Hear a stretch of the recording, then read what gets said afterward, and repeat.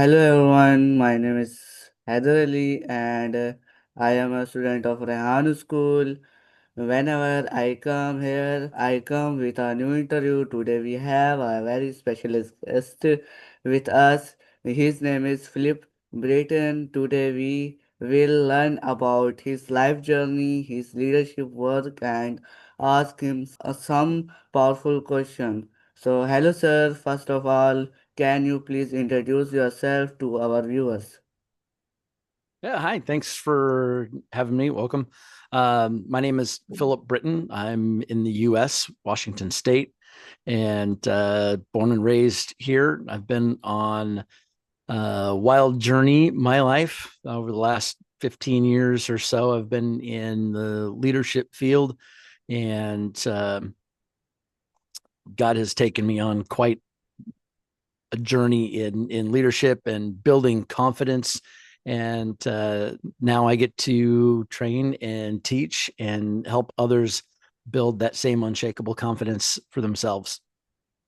Okay, thank you, sir. So, sir, my first question is, can you share your early life story and how it shaped who are you today? I grew up in a pretty loving home. I knew my parents loved me. I'm the oldest of four kids, and uh, I was uh, I was one of those kids that everybody loved to hate.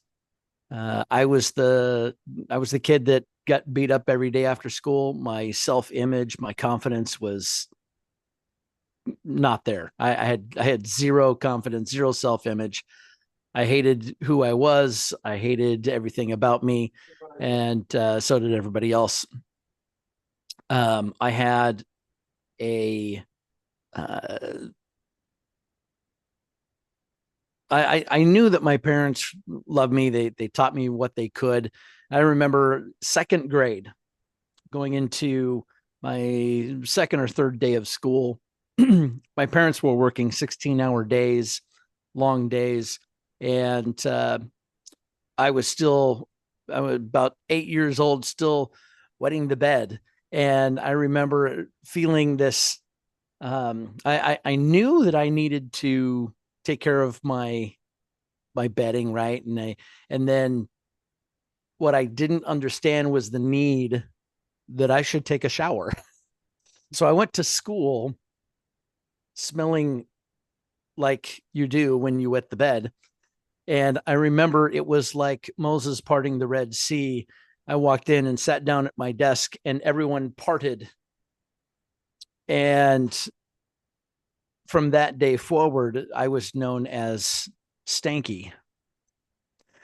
And so this traumatic event in my life, the school ended up having to call my parents, and my dad came and picked me up, took me home, made me shower, brought me back to school, and I had to finish out the school day.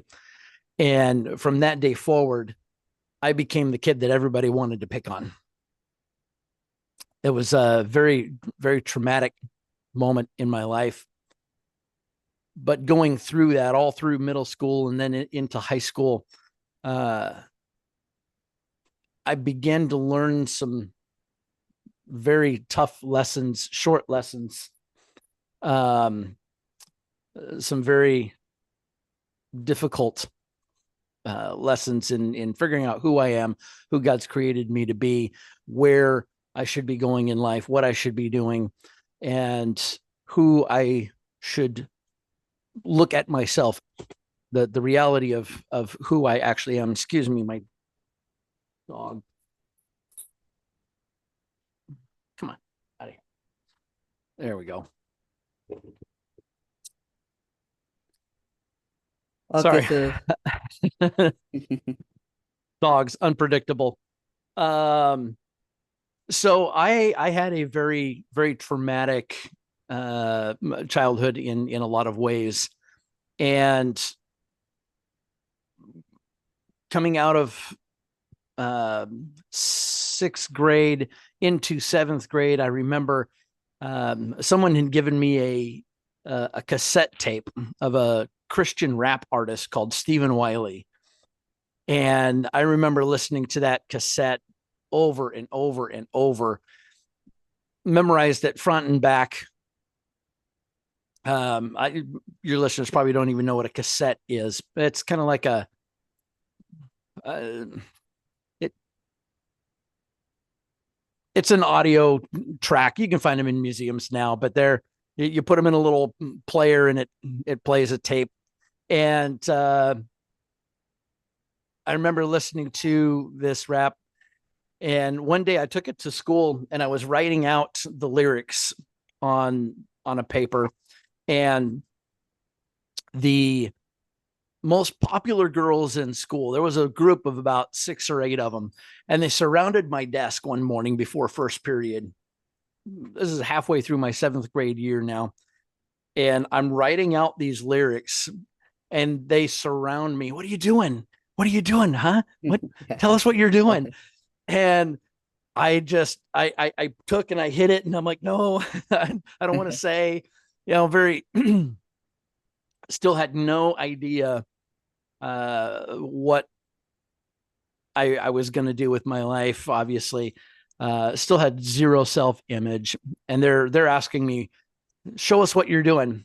So I finally cave. I say, okay, I'm writing a rap lyrics, and so obviously the next question out of their mouths is, will you rap for us? Come on, rap for us, rap for us. And I suddenly hear the bell ring. It's time to start first period. And I'm like, whew, okay, saved by the bell, literally. And they said, well, we'll come find you at lunch. We want you to rap for us. I'm like, oh no, please don't. And I remember running around the school cafeteria. I got my lunch and I ate real quick. And then I felt like James Bond, ducking behind cover and hiding behind trees and park benches. And, we had this kind of a central park in the school. The school wrapped around this central area, and it had park benches and trees and grassy areas. And I remember they found me, and I was doing my best to hide, but no, they found me, and they begged me to rap for them. And in that moment, God did something. He gave me the courage to stand up, and I just started belting out what I had been listening to, and I knew every single song on this Stephen Wiley rap album, and I knew it front and back, and I just started belting it out and just letting it go. And they surrounded me and they loved it. And every single day for the rest of my 7th grade year at lunchtime, I was surrounded. They wanted to hear a message. And that began just a small piece of rebuilding my confidence and helping me understand that I am created for a purpose. There is something that God wants to do with my life. And it gave me just a glimpse. And it created a little bit of a foundation, and it stirred something in my heart. I didn't know what it was. I didn't understand it at the time. It didn't make any sense to me. And I remember one day the crowd there got so big that the teachers and the principal started rushing in. Break it up, break it up, break it up. And they thought it was a fight. And that image stuck in my head and affected me at such a deep level for a very long time. I remember going through high school, and I held myself a little bit different, and finally graduated high school and got out, and I was in theater a lot. And at the time, theater for me was an escape because I could be someone that wasn't me. because I was not comfortable being me yet, I could take on another character and I could use all the hurt and pain that I was feeling in life, and I could take it and feed it into this other character that I was playing on stage. And that made me a really good actor. I got a lot of accolades, and it was fun. I was good at it, all through high school and then into college. And then I got out and found out that I needed a job, and theater wasn't going to pay the bills. And so I kind of put theater on hold, and I started working in the appliance industry.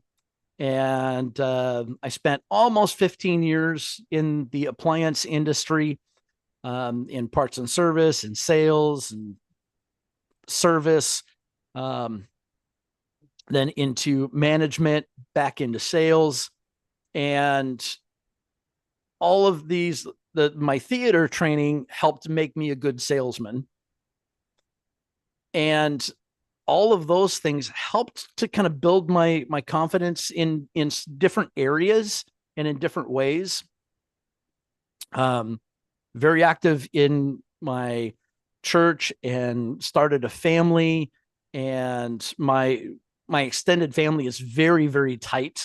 We're very unique in that way. Most families that I know are not close.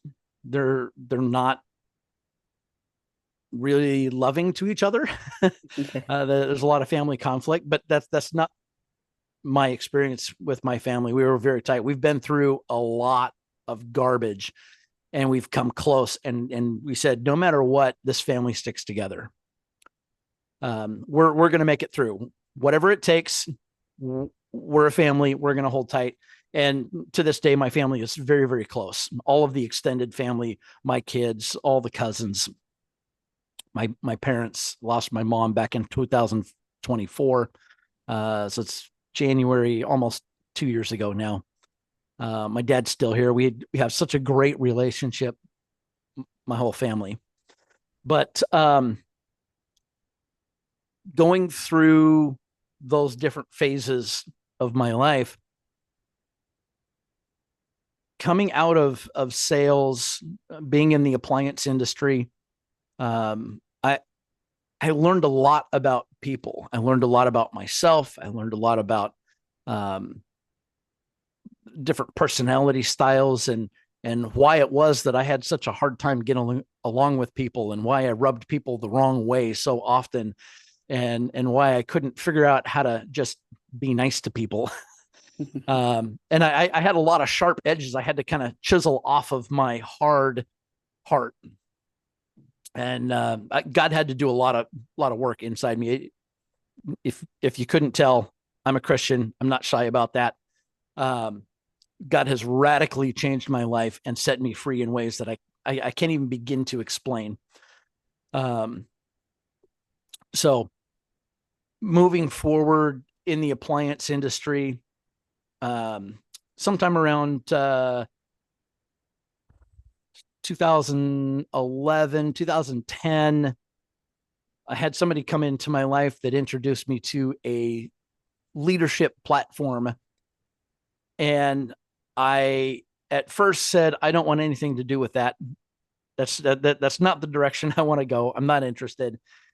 And they kind of persisted a little bit, said, no, you really need to take a look at this. And so I got plugged in. And once I saw the value and I understood, they gave me a book. And outside of the Bible, it's the most influential book I can recommend to anyone. It's called Resolved: 13 Resolutions for Life by Orrin Woodward. I cannot more highly recommend this book. And the principles in that book radically changed how I viewed who I am and the things that I do. So I began this leadership journey, and then I started teaching it, and they put me on some stages, and I found out that my story could resonate with other people. And so fast forward to today, I ended up becoming an entrepreneur. I started a construction company and became pretty successful at that. And then kind of stepped back into leadership and decided, okay, God's really given me a mission to help others build confidence in themselves. Because I've been there, because I've been that individual who had no confidence, whose self image was completely shot, who felt worthless, who felt like there was no reason to do anything because I'll never have any friends. I'll never have anybody in my life that loves me outside of my family. And, why should I do anything? I, I remember feeling those deep, deep thoughts. I was miserable, but God taught me a lot of lessons. And all of these things kind of came to a head on a trip to Nigeria where I was speaking at a conference here just back in September, actually. And at this conference, I was spending some time in my hotel room, and all of these leadership ideas kind of solidified in my mind, and God just gave me this framework of using the word victory to build to really build unshakable confidence. And all of the things that I've learned throughout my life as just kind of bits and pieces finally came to one solid foundation. And if you want to kind of lay that out here in a minute, but today I have a amazing wife, 4 children. My oldest is an adult and very successful. And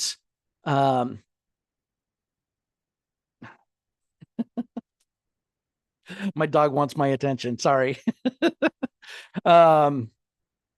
Yes, dog. I know. So let me pause there for a moment, and I'll let you kind of jump in and ask some questions if you want.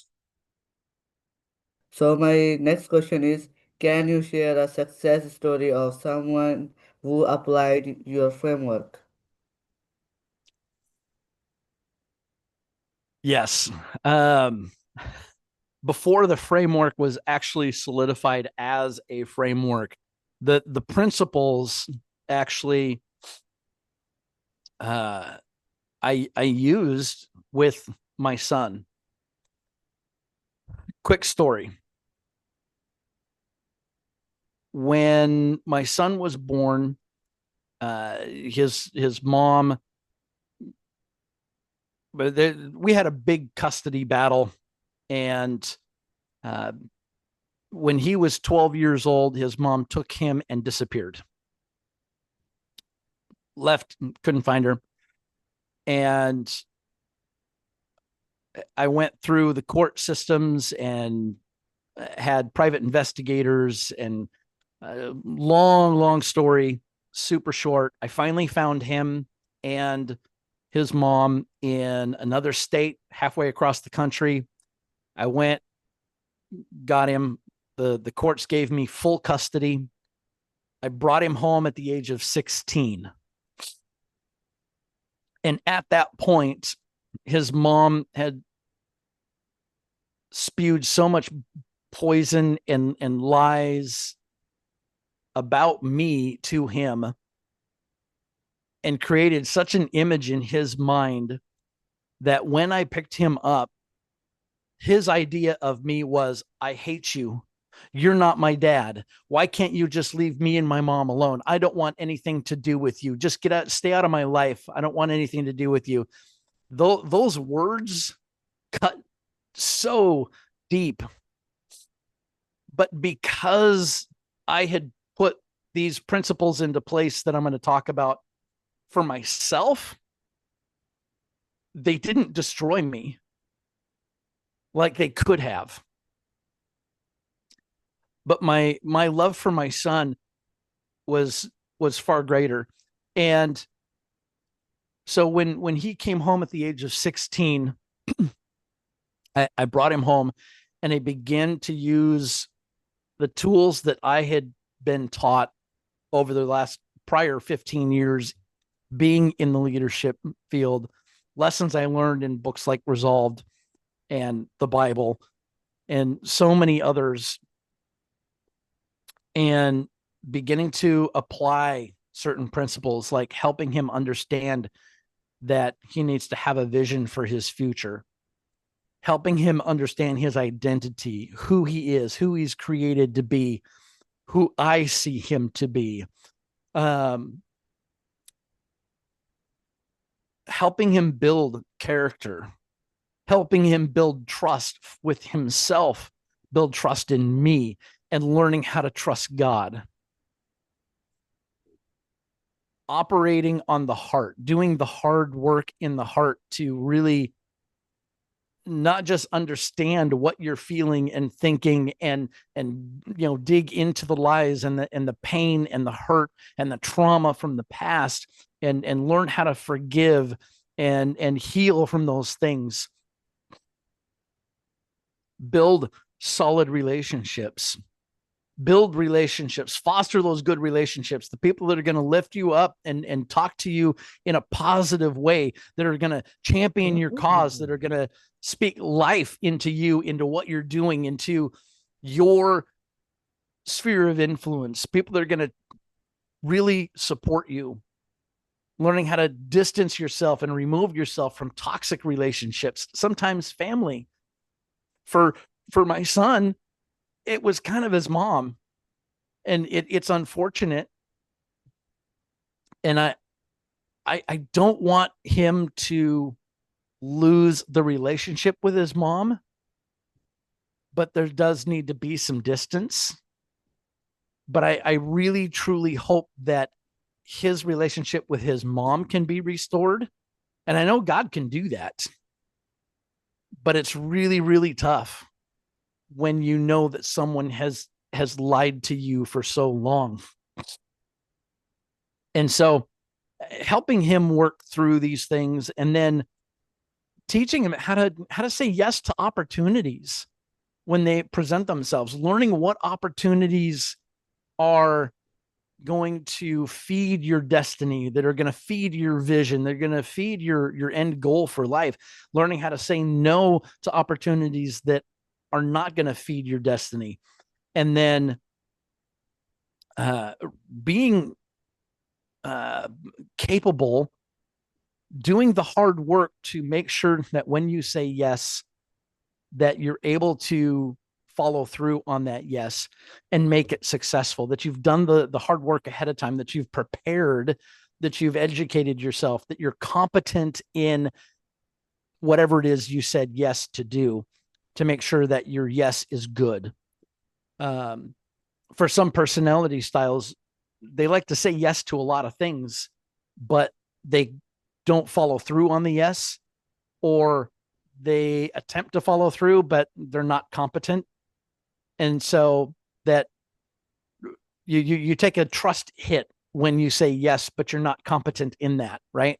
So all of these concepts, working with my son over 2 years, with love and patience and kindness and truth, building that with him over the course of 2 years, helped him learn how to get his license, helped him how to work with money, how to save. Before the age of 18, he paid cash for 3 cars before he graduated high school. He learned how to get a job, how to lose weight and feel good about himself and build confidence in who he is. And now he's on his own. He's out of the house. He's actually interning at my brother's company, learning computers and tech and getting certified in a bunch of stuff. And I couldn't be more proud of him. And over the first, from 16 to 18, to apply those principles, and by God's grace, it really isn't what I did. It's all God's grace, because really it doesn't matter what I do. If God's not in it, it's not worth doing. But after he moved out, he showed up at our he knocked on my door one night about 8:30 at night. My wife and I looked at each other and went, uh are you expecting someone? No. Are you? No. Who's knocking at our door at 8:30 at night? What is this? I open the door and here's my son holding a blizzard out. He says, "Hey dad, I love you. I just wanted to stop by. Here's your favorite blizzard. I just wanted to come hang out for a couple hours." And that that hit right here, to have someone who just 2.5 years earlier said, "I hate you. I don't want anything to do with you. Leave me alone." To then, "I love you and I just wanted to come hang out. And here's your favorite blizzard." That is transformation. That is victory. And that is what the victory framework does in someone's heart when they apply it. Again, by God's grace. So to me, that is the best victory story for this framework in action. Even though I didn't have the framework yet, the principles were still there, and being able to apply it in my with my own son is my favorite victory story. And there are others, but it is life changing, and that's what I love about it. I think my dog needs to go out. Will you give me just one moment? Okay. I apologize.